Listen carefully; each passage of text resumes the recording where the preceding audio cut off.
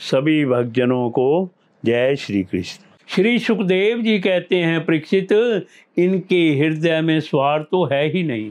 भोले भाले लोगों को झूठ मूठ का विश्वास दिलाकर फांस लेती हैं और नए नए पुरुष की चाट से उल्टा और स्वच्छंद चारणी बन जाती हैं। तो फिर तुम धीरज धरो, तुम राजेश्वर हो, घबराओ मत। प्रति 1 वर्ष के बाद एक रात तुम मेरे साथ रहोगे, तब तुम्हारे और भी संतानें होंगी। राजा पुरुरवा ने देखा कि उर्वशी गर्भवती है, इसलिए वे अपनी राजधानी में लौट आए। 1 वर्ष के बाद फिर वहां गए, तब तक उर्वशी एक वीर पुत्र की माता हो चुकी थी। उर्वशी के मिलने से पुरुरवा को बड़ा सुख मिला और वे एक रात उसी के साथ रहे। प्रातः काल जब वे विदा होने लगे, तब विरह के दुख से अत्यंत दीन हो गए। उर्वशी ने उनसे कहा, तुम इन गंधर्वों की स्तुति करो, ये चाहें तो तुम्हें मुझे दे सकते हैं। तब राजा पुरुरवा ने गंधर्वों की स्तुति की। परीक्षित, राजा पुरुरवा की स्तुति से प्रसन्न होकर गंधर्वों ने उन्हें एक अग्नि स्थापन करने का पात्र दिया। राजा ने समझा यही उर्वशी है, इसलिए उसको हृदय से लगाकर वे एक वन से दूसरे वन में घूमते रहे। जब उन्हें होश हुआ, तब वे स्थाली को वन में छोड़कर अपने महल में लौट आए एवं रात के समय उर्वशी का ध्यान करते रहे। इस प्रकार जब त्रेता युग का प्रारंभ हुआ, तब उनके हृदय में तीनों वेद प्रकट हुए। फिर वे उस स्थान पर गए जहाँ उन्होंने वह अग्नि स्थाली छोड़ी थी। अब उस स्थान पर शमी वृक्ष के गर्भ में एक पीपल का वृक्ष उगाया था। उसे देखकर उन्होंने उससे 2 अरणियां मंथन काष्ठ बनाई।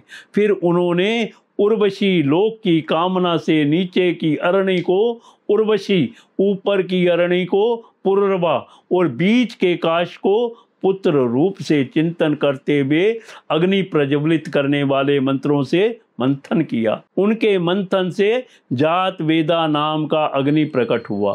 राजा पुरुरवा ने अग्नि देवता को त्रयी विद्या के द्वारा आह्वनीय, ग्रहपत्य और दक्षिणायन 3 भागों में विभक्त करके पुत्र रूप से स्वीकार कर लिया।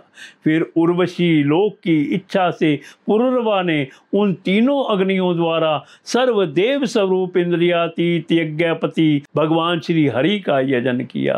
परीक्षित, त्रेता के पूर्व सतयुग में एकमात्र प्रणव ओंकार ही वेद था। सारे वेद शास्त्र उसी के अंतर्भूत थे। देवता थे एकमात्र नारायण और कोई ना था। अग्नि भी 3 नहीं, केवल 1 था और वरण भी केवल 1 हंस ही था। परीक्षित, त्रेता के प्रारंभ में पुरुरवा से ही वेद त्रयी और अग्नि त्रयी का आविर्भाव हुआ। राजा पुरुरवा ने अग्नि को संतान रूप से स्वीकार करके गंधर्व लोक की प्राप्ति की। श्री सुखदेव जी कहते हैं, परीक्षित, उर्वशी के गर्भ से पुरुरवा के 6 पुत्र हुए। आयु, श्रुतायु, सत्यायु, रय, विजय और जय। श्रुतायु का पुत्र था वसुमान, सत्यवान का श्रुतंजय, रय का एक और जय का अमित, विजय का भीम, भीम का कांचन, कांचन का होत्र और होत्र का पुत्र था जहु। ये जव वही हैं, ये जहव वही थे जो गंगा जी को अपनी अंजलि में लेकर पी गए थे। जहव का पुत्र था पुरु, पुरु का बलाक और बलाक का अजग, अजग का कुश था। कुश के 4 पुत्र थे, कुशाम्बु, तनय, वसु और कुशनाभ। इनमें से कुशाम्बु के पुत्र गादी हुए। परीक्षित, गादी की कन्या का नाम था सत्यवती।